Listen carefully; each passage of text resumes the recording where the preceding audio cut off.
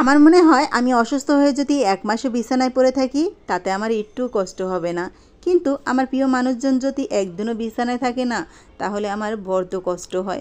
তার জন্য আমি সবসময় আল্লাহ তাআলার কাছে বলি যে আল্লাহ, আমাকে তুমি অসুস্থ বানা, আমাকে দিনের পর দিন তুমি বিছানায় ফালাও, কিন্তু আমার প্রিয় মানুষজনদেরকে তুমি সুস্থ রাখো।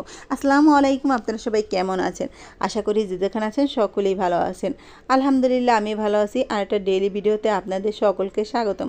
আসলে অনেক দিন যাবতই বড় ভিডিও একদম বানানোই হচ্ছে না। বড় ভিডিও বানাতে যতটুকু কষ্ট নয়, কিন্তু বড় ভিডিওতে ভয়েস দেওয়াটা কিন্তু অনেক ডিফিকাল্ট ব্যাপার, আমার কাছে একদম ভালো লাগে না।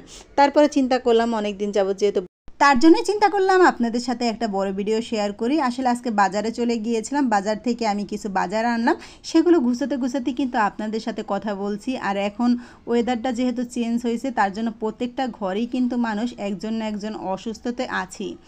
আসলে ওয়েদার চেঞ্জ হলে প্রতি বছরই এমন হয়, আসলে এই কতক্ষণ গরম এই কতক্ষণ শীত একদম ভালো লাগে না, তার জন্যই বেশিরভাগ মানুষ অসুস্থ হয়। আর এখানে আমি কিছুটা ভুসি, তারপরে এই যে দেখুন তোকমা, তারপর আরেকটা বলে কি জানি, এগুলো আয়না রাখছি, এগুলো কিন্তু দিয়ে শরবত খেলে তাহলে একটুখানি ভালো লাগে। এই যে দেখুন আপনাদের ভাইয়া কাজের থেকে আসলে আমি এই শরবতগুলো করে দিই, তার জন্য এগুলো বাজার থেকে আমি নিয়ে এসে এখন ডিব্বাগুলো ভরতেছি। আসলে বাজারে যাওয়াটা খুব সহজ, কিন্তু বাজার থেকে আইসা বাজারগুলো গুছানোটা কিন্তু খুবই কঠিন ব্যাপার। অনেকেই বলে থাকে মহিলারা ঘরে বসে বসে কি করে, কিন্তু সারাদিন এই টাকিটুকি কাজ করতে করতে কিন্তু দিনটা এভাবেই কেটে যায়।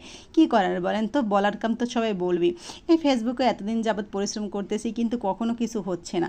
অনেকেই কিন্তু এটা নিয়ে অনেক হাসাহাসি করে, কিন্তু তারপরে বলতেছি যে তো পরিশ্রম করতেছি, দেখি কিছু হয় কি না। কিন্তু ফেসবুক মামা কিন্তু আমার বড় ধৈর্য পরীক্ষা নিচ্ছে।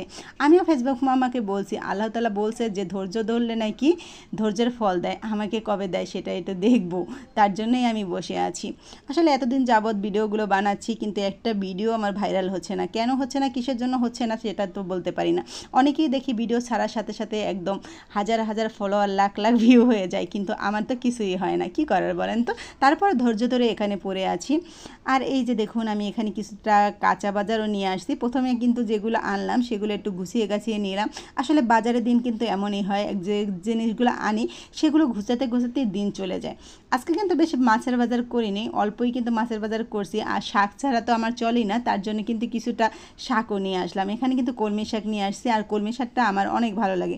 চিংড়ি মাছ দিয়ে যদি কলমি শাকটা ভাজি করি তাহলে অনেক ভালো লাগে, তার জন্যই কিন্তু এই কলমি শাকটা নিয়ে আসছি। অনেক দিন যাবতই কলমি শাক খাওয়া হয় না, তার জন্য আজকে বাজার থেকে একদম ফ্রেশ ফ্রেশ কলমি শাক আনলাম। আর এখন বলতেছি যে কি কি আনলাম বাজার থেকে। এই যে দেখুন ফ্রেশ ফ্রেশ কলমি শাক, পেস্ট, তারপর এই স্ট্যান্ডটা ঠিকভাবে বসানো হয় না, তার জন্য একটু লাড়িয়ে চেড়ে স্ট্যান্ডটা ভালো করে বসিয়ে নিচ্ছি। তারপর আপনাদেরকে দেখাচ্ছি যে আমি আজকে কি কি বাজার আনলাম। আর পেঁয়াজের দামটা তো এখন অনেকটা বেড়ে গেছে, এবছর ভালোই কিন্তু কম দামে খেয়েছি, কিন্তু এখন পেঁয়াজের দামটা খুবই বেড়ে গেছে। আর এই পেস্টটাও যেহেতু আনলাম তার জন্য এই পেস্টটা ভালো করে ঢেলে নিয়েছি। পেস্টটা কিন্তু খুবই ভালো হয়েছে। এই যে দেখেন, আজকের ভিডিওটা এই পর্যন্তই। ভালো লাগলে অবশ্যই লাইক, কমেন্ট, সাবস্ক্রাইব করে আমার পাশে থাকবেন। আল্লাহ হাফেজ।